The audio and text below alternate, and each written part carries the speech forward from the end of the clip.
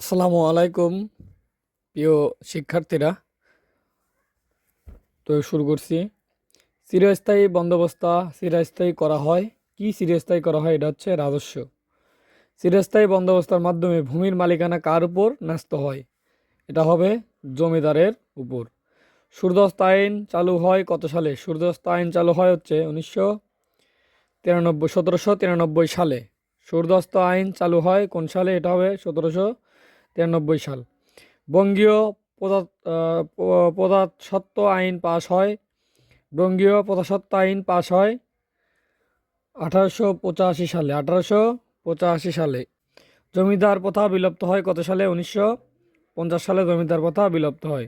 কত সালে চিরস্থায়ী বন্দোবস্ত অবসান হয়? কত সালে চিরস্থায়ী বন্দোবস্ত অবসান হয়? এটা হবে 1950। বাংলাদেশে কত বিঘা পর্যন্ত জমির খাজনা মাকুব করা হয়েছে? এটা হবে 25 বিঘা পর্যন্ত জমির খাজনা মাকুব